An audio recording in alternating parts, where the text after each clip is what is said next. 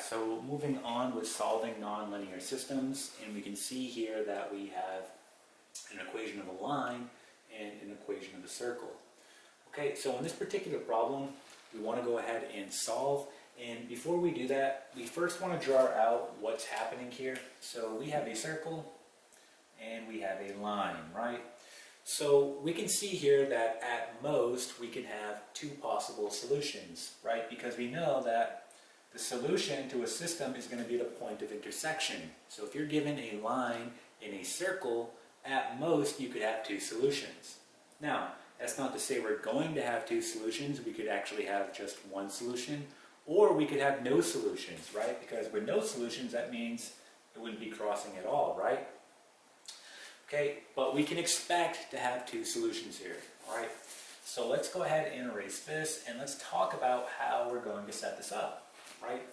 So you may be looking at this and seeing that, well, elimination is not going to work here, right? Because I have an x, a y, then I have an x squared and a y squared.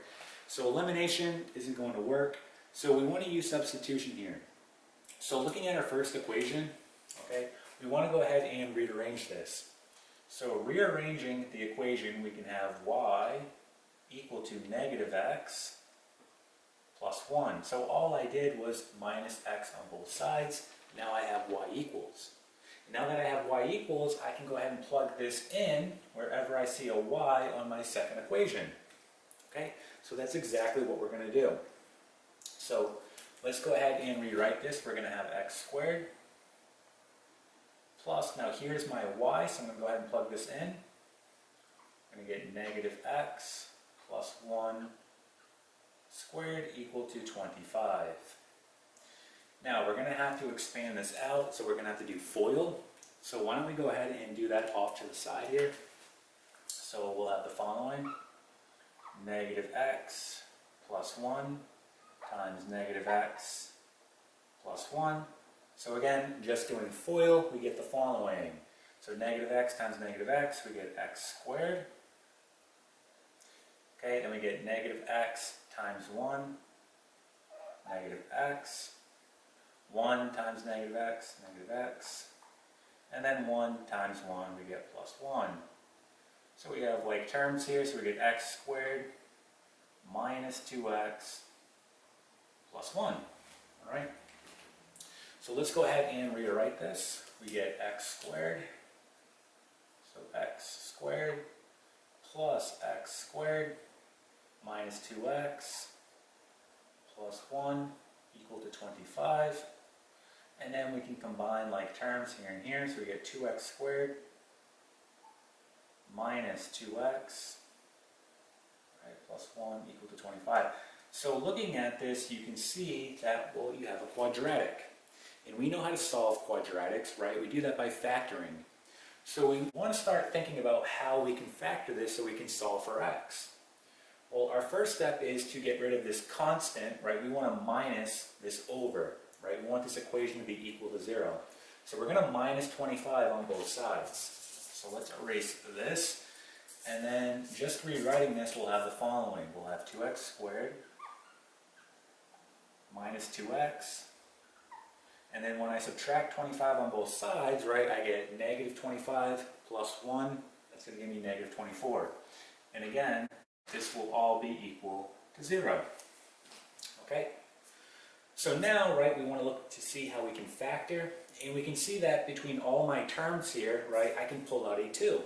So let's go ahead and do that. Let's pull out a 2. And then I'll have x squared minus x, then minus 12. And this will all be equal to 0. Okay, so we want to factor the inside here. Doing that out, we get the following. We get 2. We're going to get x minus 4 times x plus 3. This is all equal to 0. Okay. And now that we have our factors, we want to set them equal to 0 and solve. Okay, so let's do that right here. So erasing this, taking our factors and setting them equal to 0 and solving. So again, our factors here, here, and here. So starting with 2, we get 2 equal to 0. Well, we can see that we don't have any variable here, so this isn't going to help us, so we don't need this one, right? Moving on to the next one, we get x minus 4 equal to 0. When I solve that, we get x equal to 4. Okay? Going on to our next factor, x plus 3 equal to 0. When you solve that, you're going to get x equals negative 3. So x equals negative 3. Okay, so you can see here that I have two x values, meaning I have two solutions here, right? So essentially this line is intersecting this circle at 2 points. Okay? So now that we have our two x values, we simply just need to plug it into one of our original equations, okay, and solve for y. So we'll do that right here. And when doing this, okay, you can actually use this equation that we rearranged, and it's probably easier since it is already set up as y equals. So let's go ahead and use this one. So we get y equals, so wherever I see an x, I'll plug in 4.